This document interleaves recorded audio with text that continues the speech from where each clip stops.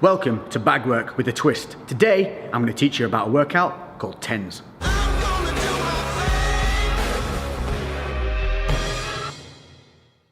So what's up guys, and welcome to something a little bit different, and this is a heavy bag reps workout. Now what do I mean by that? What I mean is you don't need a timer. This is all about the number of punches you're going to be putting in. So this is basically something that's going to help you build that motor pathway to your punches. It's going to help you learn, but also it's going to be a good cardio workout, it's going to be a good muscular workout, and it's going to help you push those mental boundaries. So without further ado, let's get on and look at what we're doing today. First things first, equipment that you're going to need. Some simple gloves, 12 ounces to 16 will protect your hands enough for this. Most gyms will have them for you to borrow, so don't be afraid to ask. If not, you can get any old relatively inexpensive ones. I've got these Venoms, I think they call them Venom Elite or something like that. I'll link them in the description below, simple Amazon buy, so check these out, I could recommend them. Number two is footwear. Make sure that you have something on your feet that's going to give you the support that you need. You do not want to be wearing running trainers. If that's all you've got, do it barefoot.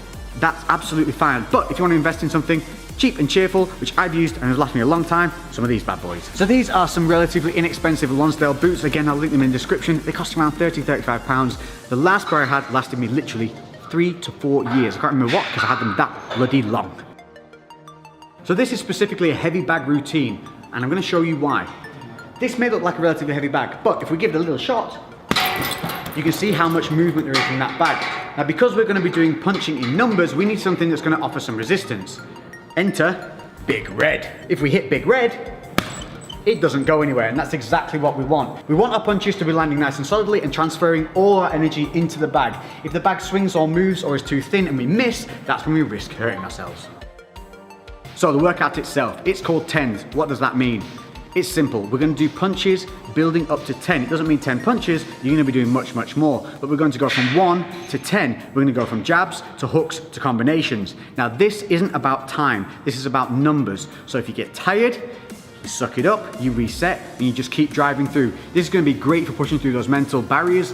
Often, the body can keep going, but the mind quits. This type of training will help you push through those mental barriers and let you know that the body can keep going even when you feel tired. Additionally, this is going to help you build those motor pathways for learning to throw those punches correctly, because this one, again, is not only about time, it's not about speed either. So, we're looking to get some good connections with the bag, we're looking to think about what we're doing with every punch, and we're looking to get better as time goes on.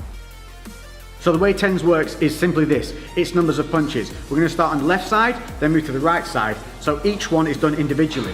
You're going to start with a single jab, then you're going to do 2 jabs, then 3, all the way up to 10. Then switching to the right side, we're going to start with the straight right, 1, all the way up to 10.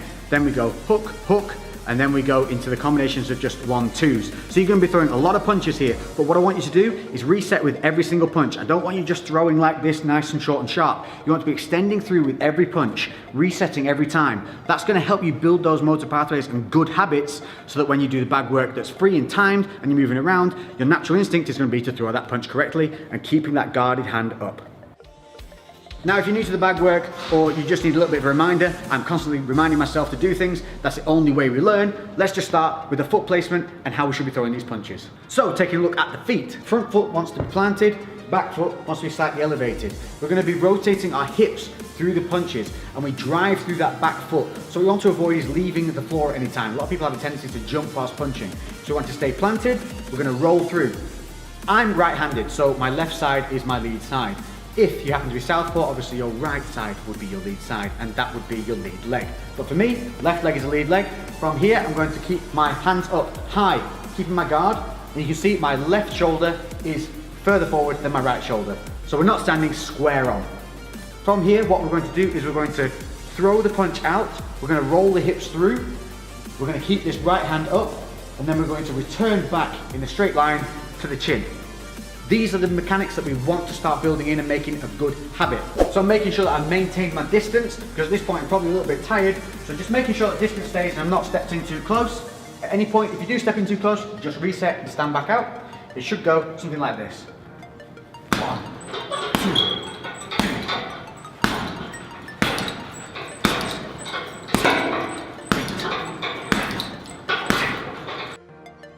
So moving on to the straight right. This is a much bigger shot. So it's going to travel more distance, it's going to be a little bit slower. So again, don't try and go too quickly. We're going to keep that left side forward, not standing too square. we're gonna keep the left guard up this time, and we're gonna roll through with that big right punch, and then bring it back to the chin.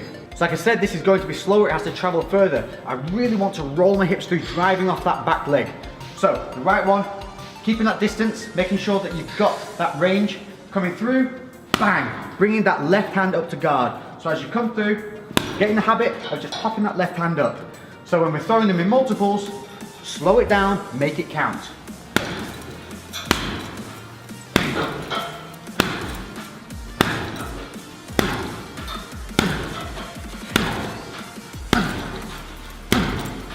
And you can see how I'm not throwing that too quickly, I'm resetting, I'm thinking about my foot position. If I lose foot position or I wobble off, don't worry about it. Just reset and start again. Hooks. Now there's a couple of different ways of throwing hooks, but we're going to concentrate on the close and personal hook. If you're further away and you're on the bag work, just a quick one, make sure that you are rolling the knuckles over as you throw from distance. We're going to stay quite close to the bag, this kind of distance. The reason I want you to stay close to the bag is to reduce tweaking the shoulder or hurting your hands. So foot positioning always stays the same. Front foot planted, back foot up, rolling through the hips. Now with the hooks, we can give a little bit of a wind up here. We're just gonna, for the left hook, drop, and then we're gonna come up, keeping the elbow high and hook through. So we want to just develop a bit of an exaggerated habit of bringing that elbow up and high. You'll see a lot of guys when they're shadow boxing, you see them, they just bring the elbow around nice and tight. That's what we want to do here. Obviously, once you get a bit more fluid and you get a bit more technical with things, you don't need to have the elbow as high, but again, exaggeration helps develop that motor pathway.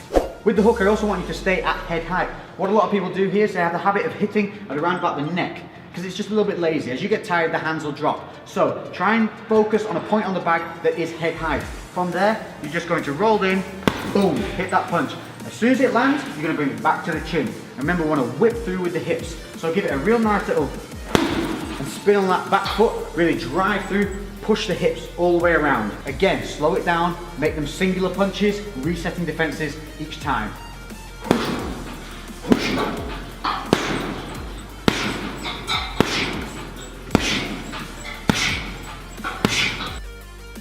Now if you're like me, one of your hooks will feel more comfortable than the other. For me, my left hook's very natural, but the right hook seems to feel a little disconnected because it's traveling further. With the left hook, I tend to turn my hand over and really bring it in.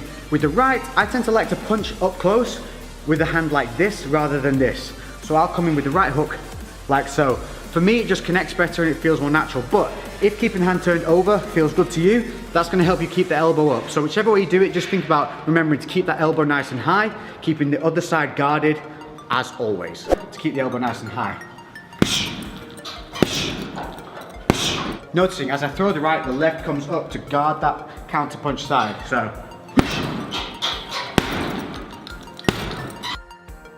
So by now, the sweat should be flowing, you should be feeling it in the lungs, and we're gonna move on to a 1-2 combination. Nice and simple. So for this, you're gonna be doing one punch straight after the other. You're gonna be coming in with a jab, then rolling back through with the straight right.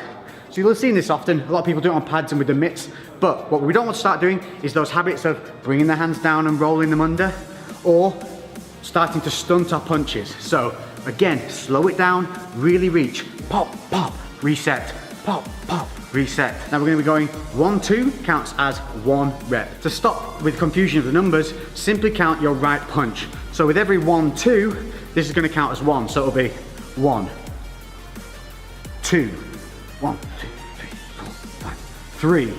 Make sense? It looks something like this. Always keep the hands up as well. As you get tired, your hands are going to want to drop. So don't let that happen. So here we go. 1, 2, 3. Always counting that right hand. So now when I get to 4, it's actually 8 punches. And I'm only going to count the right. 1, 2, 3, 4. So by the time you get up to 10, you're actually going to be doing 20 punches. So there you have a nice variable that is an untimed, great workout using the heavy bag that's going to help you build that motor pathway. It's going to seriously work the muscles of the triceps, the back, the core. Make sure that you're driving through your legs. Make sure that guard stays up. Don't let the hands drop. Break those mental boundaries. I've been Lex. If you've enjoyed this, make sure to hit that like button. Comment below with anything else you'd like to see on the bag or any questions you might have. And I'll catch you guys in the next episode. I'm out.